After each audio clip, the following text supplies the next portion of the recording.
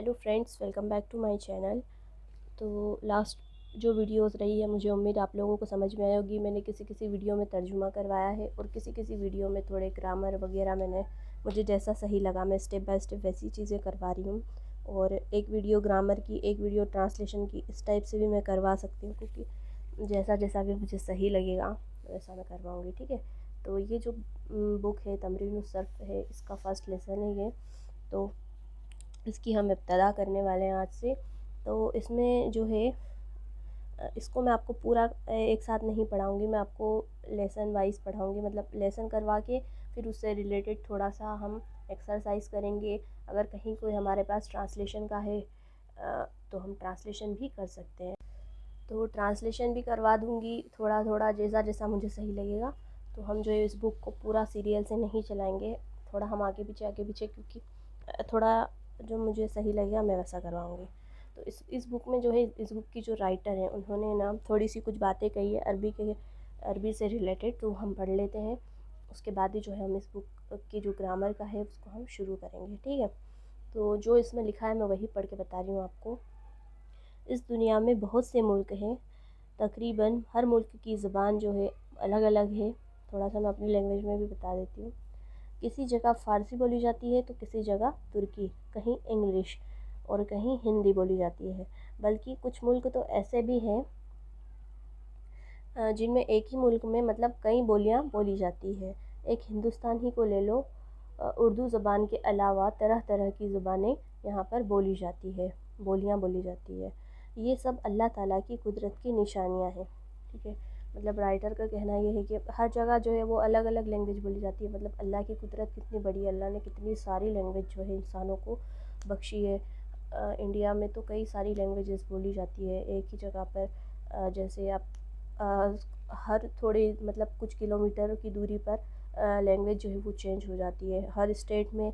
और हर स्टेट में, हर डिस्ट्रिक्ट में, मतलब आप समझ लें कि मतलब हर 100 किलोमीटर पे जो है यहाँ पे लैंग्वेज में चेंज होता है, और भी कम में भी होता है कहीं कहीं। तो ठीक है, तो हम देखते हैं। तो हिंदी, इंग्लिश, अरबी, फ़ारसी और और भी सारी गुजराती, मराठी, जो भी लैंग्वेजेस है उनके अलावा भी एक ज़ुबान है जो कि बहुत आला और बहुत अफजल है। वही ज़ुबान जिसमें कुरान मजीद है और जिसमें हुज़ूर अकरम सल्लल्लाहु अलैहि वसल्लम और आपके सहाबा आपस में बात किया करते थे। मतलब आप अपने जो हुज़ूर सल्लल्लाहु अलैहि वसल्लम हैं और उनके जो फ्रेंड्स हैं, उनके जो साथी थे, वो भी अरबी लैंग्वेज में जो है बातचीत किया करते थे। और जो बहुत शीरी है, यानी बहुत स्वीट है और बहुत सामे है, इसी को जो है अरबी कहते हैं। अरबी आजकल दुनिया की बहुत बड़ी और बहुत अहम ज़ुबान है। अरबी तो अरबी तो खैर उसका वतन ही है, लेकिन उसके अलावा मिस्र, शाम, फ़लस्तीन, इराक़ और ख़ुदा जाने कहाँ कहाँ ये सिर्फ़ अरबी लैंग्वेज ही बोली जाती है और लिखी जाती है। और उसी में जो है अरबी लैंग्वेज में ही अखबार, रिसाले और जो भी उनके ऑफिशियल वर्क होते हैं वो लोग करते हैं। ठीक है। हर बहरहाल हम मुसलमानों के लिए तो अरबी ज़ुबान इसलिए अहम है, ज़रूरी है कि इसमें हमारा कुरान मजीद मौजूद है और हमारे जो हुज़ूर सल्लल्लाहु अलैहि वसल्लम हैं वो अरबी में बातें किया करते थे। इसके बग़ैर ना तो हम कुरान समझ सकते हैं, ना हदीस शरीफ समझ सकते हैं। ये किस कदर अफ़सोस और नुकसान की बात है कि हम अरबी ना सीखें। देखिए कितनी बड़ी बात बोल दी है जो राइटर ने, कि मतलब अगर हमें अरबी नहीं पढ़ना आएगी, नहीं समझना आएगी, तो ना हम कुरान का जो है तर्जुमा समझ सकते हैं। हम पढ़ना तो सीख सकते हैं, हम पढ़ लेंगे, रट्टा मार लेंगे, सब कर लेंगे, लेकिन उसका जो क्या मीनिंग है हमें समझना बहुत इम्पोर्टेंट है। मीनिंग मतलब मीनिंग तो बहुत ज़्यादा अहमियत रखता है। तो इसलिए हमें अरबी को जो है वो सीखना चाहिए। और जो है स्टार्टिंग से हमें धीरे धीरे धीरे, बहुत टाइम लगता है सीखने में, एकदम से कोई भी मतलब इंग्लिश तो बहुत ही ईजी है, उसको तो सीखा जा सकता है, लेकिन अरबी का जो ग्रामर है वो बहुत हाई लेवल का है। तो हम धीरे धीरे ही सीख पाते हैं। बहुत से लोग जो है वो स्टार्टिंग में बहुत कोशिश करते हैं, फिर वो जो है हार मान जाते हैं, उम्मीदें छोड़ देते हैं कि हम नहीं पढ़ सकते, लेकिन ऐसा कुछ नहीं है। हम धीरे धीरे जो है इस चीज़ को कर सकते हैं, क्योंकि जब तक हम ज़िंदा हैं तब तक हम कोशिश करते रहें कि हम इस चीज़ को सीखने के लिए हम लगातार जो है काम करते रहें और पढ़ते रहें, मन लगाकर पढ़ें, शौक़ बनाएं इस चीज़ को। और स्पेशली मुस्लिम्स के लिए तो ये चीज़ बहुत ही इम्पोर्टेंट है। तो मैं तो सभी से बोलूँगी कि जो भी मेरे मुस्लिम फैमिली है यूट्यूब की, उन लोगों के लिए बहुत ज़रूरी है सीखना, ठीक है। तो आप जैसा भी आपको सीखना हो, जहाँ से भी सीखना हो आप सीख सकते हो। चलिए, अरबी की जो 2 बातें थी वो तो मैंने आप लोगों से बता दी, और मुझे उम्मीद है आप लोगों को भी समझ में आया होगा कि मैंने क्या कहना चाहा है। तो अब जो उसका लेसन है, मैंने बुक से अपनी नोटबुक में थोड़ा सा उसके नोट्स वगैरह प्रिपेयर करके रखे हैं। बिल्कुल क्लियर सब कुछ लिखा हुआ है, डेफिनेशंस वगैरह वगैरह। तो इससे पढ़ना ज़्यादा बेहतर होगा। तो चलिए मैं बताती हूँ आपको, जो है हमारा सबक नंबर फर्स्ट है, ठीक है। यहाँ पर मैंने लिखा है, जब हम कोई बात कहते हैं, ठीक है, आप मेरी बात को गौर से सुनिए। जब हम कोई बात कहते हैं तो उसमें कई लफ्ज़ होते हैं, ठीक है, कभी ज़्यादा, ठीक है। हम जब भी कोई बात बोलते हैं, कोई सेंटेंस बोलते हैं, तो उसमें बहुत सारे लफ्ज़ होते हैं। जैसे मैंने बोला कि मैं वहाँ जाऊँगी, तो उसमें कितने सारे वर्ड हो गए। और यहाँ पर जैसे मैंने एग्ज़ाम्पल लिया हुआ है कि हामिद मस्जिद की तरफ गया, ठीक है। तो ज़हबा हामिदुन इलल मस्जिद, इसका अरबी में ट्रांसलेशन ऐसा होगा। तो ठीक है, तो हम जब भी कोई भी बात बोलते हैं तो उसमें बहुत सारे लफ्ज़ होते हैं, कभी ज़्यादा होते हैं तो कभी कम होते हैं। एग्ज़ाम्पल भी हमने देख लिया, हामिद मस्जिद की तरफ गया, तो मस्जिद की तरफ गया, वह एक मर्द गया, हामिद गया, तो इसके लिए हमने लिखा ज़हबा फ़ेल, फ़ाइल और मफ़ूल। फ़ाइल कौन है? हामिद है, हामिद गया है, तो ये हो जाएगा हामिदुन इलल मस्जिद है, ठीक है, ये हो गया। अब आते हैं, इसमें 4 लफ्ज़ हैं, ठीक है। मैं आपको इसे मैंने ये एग्ज़ाम्पल लिया है बहुत ईज़ी सा, तो इसके थ्रू मैं आपको समझाऊँगी, ठीक है। तो इसमें कितने लफ्ज़ हैं? 1, 2, 3 और 4।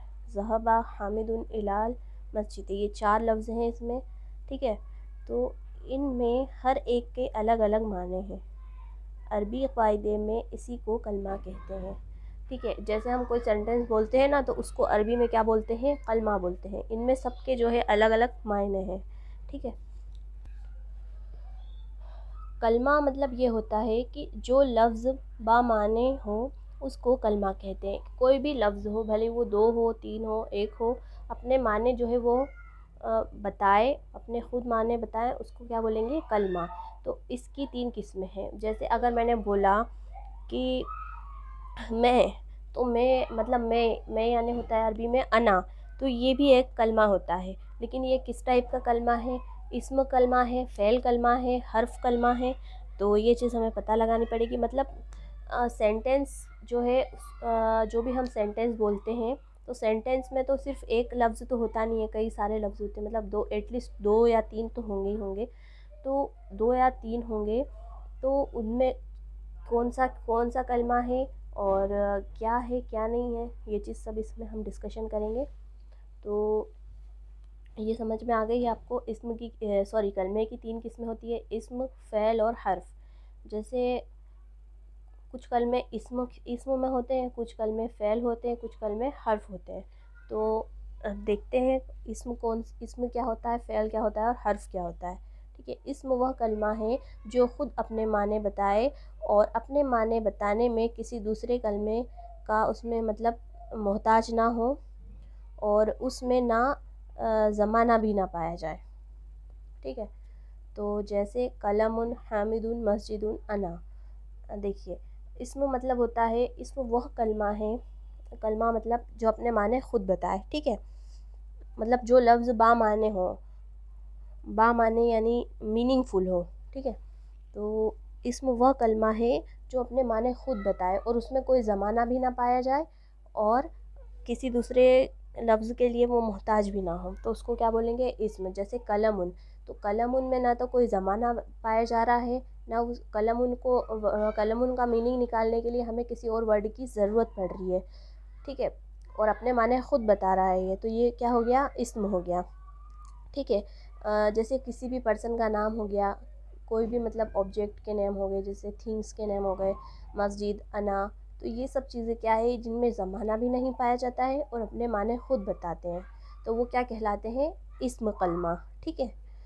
अब फ़ेल क्या होती है? फ़ेल तो आपको पता है, फ़ेल मतलब होता है वर्ब, वह कलमा जिससे किसी काम के करने या होना समझा जाए और तीनों में से कोई ज़माना उनमें पाया जाए, तो उसे फ़ेल कहते हैं। फ़ेल तो हम पढ़ चुके हैं पहले भी, जैसे फ़अला उसने किया, ज़हबा वह गया। ठीक है, एक बार और फिर से समझ लें कलमा किसे कहते हैं। जैसे हम इसमें मैं आपको बताती हूँ एक चीज़। जैसे हम सेंटेंस, कोई भी बातचीत हम करेंगे या कुछ भी हम लिखेंगे, तो हम जो है उसको सेंटेंस ही बोलेंगे। ठीक है, सेंटेंस मतलब सेंटेंस बनते ही हैं, हम कोई भी बातचीत करते हैं तो सेंटेंस का जो है इसमें डिटेल दिया हुआ है। सेंटेंस में क्या होता है, जैसे ये सेंटेंस है तो इसमें कई सारे कलमे मौजूद है। इस वाले सेंटेंस में 4 कलमे मौजूद है। ठीक है, 4 कलमे मौजूद हैं, तो ये चारों कलमों में से चारों कलमे मौजूद है, तो चारों कलमे में से हमें 3 किस्म के कलमे होते हैं, इस्म, फ़ेल और हर्फ। ठीक है, इन तीनों में से कोई ना कोई मौजूद है। तो अब हमें ये पता करना है कि इस्म क्या है, फ़ेल क्या है और हर्फ क्या है। इन चारों में से इस्म, फ़ेल और हर्फ कौन सा है, ये हमें नहीं पता है। तो हमें इस चीज़ का पता कैसे लगाना है? तो इस्म की डेफिनेशन हमने पढ़ी है कि इस्म वह कलमा है जो अपने माने खुद बताए और किसी ज़माने में से कोई ज़माना ना पाया जाए और किसी का मोहताज ना हो वो। तो इसमें वो चीज़ कहाँ दिख रही है? ज़हबा में तो ज़माना है, हामिदुन दिख रहा है, तो ये जो हामिदुन है ये क्या है? इस्म कलमा है। ठीक है, इला क्या है? इस्म कलमा है। मस्जिद क्या है? इस्म कलमा है। मस्जिद में भी कोई ज़माना नहीं पाया जा रहा है। और सॉरी इला सॉरी इला जो है वो इस्म कलमा नहीं है। इला मतलब होता है की तरफ, तो किसकी तरफ, तो इसके लिए तो इसका मीनिंग निकालने के लिए तो हमें किसी की ज़रूरत पड़ेगी। तो इला नहीं है, इसमें 2 कलमे हैं इस्म कलमा। कौन कौन सा है? हामिदुन है और मस्जिद है। हामिद और मस्जिद ये दोनों क्या है? इस्म कलमा है। इस्म कलमा क्यों है? क्योंकि इन दोनों में कोई ज़माना नहीं पाया जा रहा है, ये दोनों अपने माने खुद बता रहे हैं और किसी और लफ्ज़ के मोहताज भी नहीं है। तो ठीक है, हामिद और मस्जिद जो है वो क्या है? इस्म कलमा है। और फ़ेल कलमा क्या है? फ़ेल यानी किसी ना किसी ज़माना पाया जाता हो, कोई ना कोई ज़माना पाया जाता हो, तो ये ज़हाबा ही हो गया। ठीक है, अब हम आ जाते हैं हर्फ कलमा। हर्फ वह कलमा है जिसके माने इस्म या फ़ेल के साथ मिले बगैर समझ में ना आए। ठीक है, तो हर्फ यानी मतलब हर्फ वह कलमा है जिसके माने इस्म या फ़ेल के मिले बगैर, यानी हर्फ का माने हर्फ का जो है हमें मीनिंग निकालने के लिए या तो हमें इस्म की ज़रूरत पड़ेगी या तो हमें फ़ेल की ज़रूरत पड़ेगी। ठीक है, तो आपको जब भी इसकी डेफिनेशन याद करना हो तो आप ऐसे याद कीजिए, इस्म, फ़ेल और हर्फ। ठीक है, सबसे पहले इस्म, फ़ेल और हर्फ। तो इस्म तो आपके लिए थोड़ा सा नया है, तो इस्म को कैसे याद रखोगे? जो अपने माने खुद बताए और कोई भी ज़माना उसमें ना पाया जाए और उसका वर्ड मीनिंग मतलब उसका मीनिंग निकालने के लिए वो किसी और लफ्ज़ का मोहताज ना हो। ठीक है, वो इस्म हो गया। और फ़ेल आपको पता है वर्ब होती है, और वर्ब होती है यानी कि कोई ना कोई उसमें ज़माना पाया जाए और किसी काम के कुछ करने या होने का हमें पता चले, वो फ़ेल है। अब ये दोनों हो गई, इस्म हो गई और सेकंड क्या हो गया? फ़ेल हो गया। अब बचा हमारा थर्ड। तो थर्ड में क्या आ जाएगा? इस्म और फ़ेल को दोनों को प्लस कर देंगे तो क्या हो जाएगा? हर्फ हो जाएगा। मतलब ऐसा समझ लें कि हर्फ वह कलमा है जिसके माने इस्म या फ़ेल के साथ इस्म और फ़ेल के मिले बगैर जो है वो समझ में ना आए। ठीक है, तो वो क्या कहलाएगा? हर्फ कहलाएगा। जैसे यहाँ पर आ गया इला। इला यानी तक। इला यानी होता है की तरफ भी होता है कहीं कहीं। तो इला तक, तक क्या होता है? तक कुछ नहीं होता है। इलल मस्जिद बोलेंगे तो तक कहलाएगा, की तरफ कहलाएगा, मस्जिद की तरफ कहलाएगा, तो ही इसका वर्ड मीनिंग निकलेगा। ठीक है, तो इस्म, फ़ैल और हर्फ ये 3 चीज़ें हैं। तो आप लोग चाहें तो इसको पॉज़ करके जो है आप लोग नोट भी कर लीजिए।